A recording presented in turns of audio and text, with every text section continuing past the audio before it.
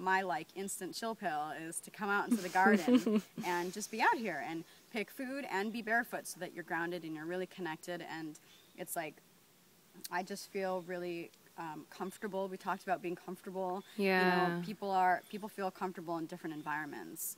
And that, you know, it's all a matter of perspective in terms of what real comfort is, right? So for me, this is comfortable. It's like, it's just lush and it feels like a bed of green and I can pick it and I can eat it.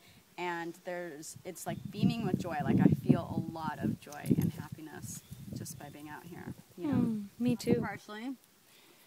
Awesome. What? Let's see. Okay, so here's some parsley for you. Beautiful. Yes.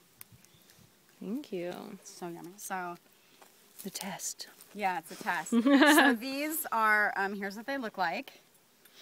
And they have a really distinct taste, especially when you take a few of them and kind of ball them up like that and then just like get a good bite. Okay. And it should remind you of something that you had as a kid, as a young one, you know.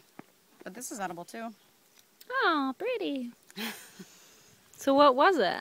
So do you remember the candies for Valentine's Day that had the imprint? Yeah. That said like, I love you. The hearts. Or hey hot stuff or whatever it said. It had those like imprinted cute messages. That's what they taste like. Do you get that? Okay, when I just ate that, I think it like washed some of it back and I totally tasted it. Yeah. It's interesting.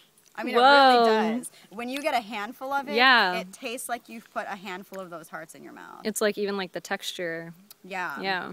So, like Krish and I in the classes that we teach will, you know, talk about how a lot of, you know, people say like, oh, the processed food or the superfoods and the raw food are trying to mimic the processed food industry and the old food. But I think it's really the other way, right? It's like those candies are mimicking just edible flowers that have been around for, you know, who knows how long, for a long time. And licorice mimics fennel. Yeah. Celery. Oh, yeah. Here we go.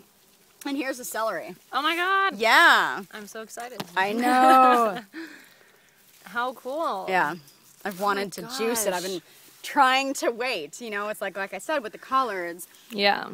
I mean, they get to be a certain size, and it's like, okay, I'm just going to pick it, you know, because I want to. It's time to go. I need to eat you. And the celery, though, we don't have a lot of celery. So I've been trying to wait until it can just get as big as it possibly can. But this has to be like the healthiest celery ever. Yeah. You know, and I want to juice it, or at least juice a little bit of it. Yeah, I love the And juice greens like at a the cucumber. We can take this cucumber if you want. So what kind of cucumber is that? So these are not, I don't know exactly what they are. They're an heirloom variety, though. Cool. Isn't that great?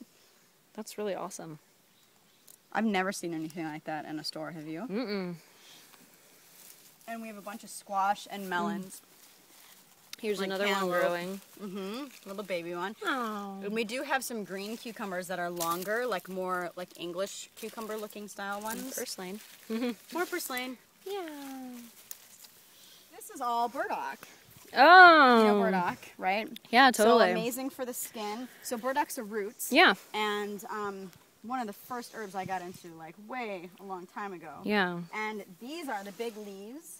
They create a really nice shade for the cat.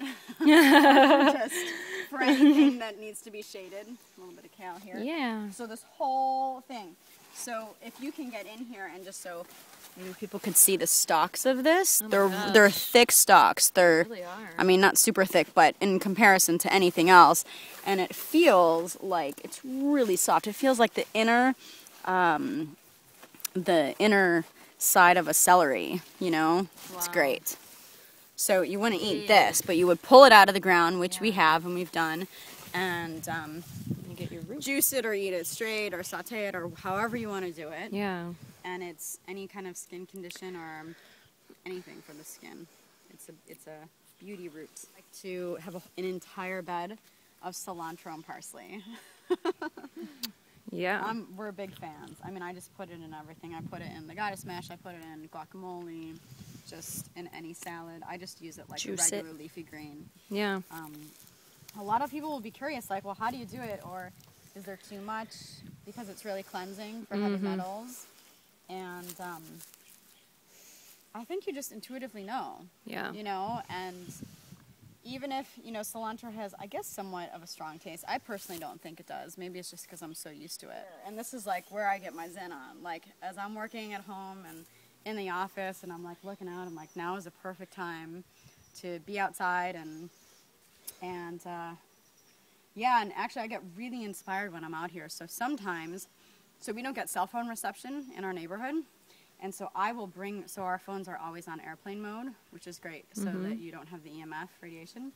And so I will bring my phone out and I will type up blogs in my little notes, or just something that I'm totally inspired by, that I'm thinking about, like just being out here, that you can't do when you're sitting in front of the laptop, because you're like right there, right? And you're like not out barefoot in the sun, breathing in fresh air. In the flow. So I find I write way better articles or anything, working with clients, like all kinds of stuff, when I'm in my little garden sanctuary. Yeah.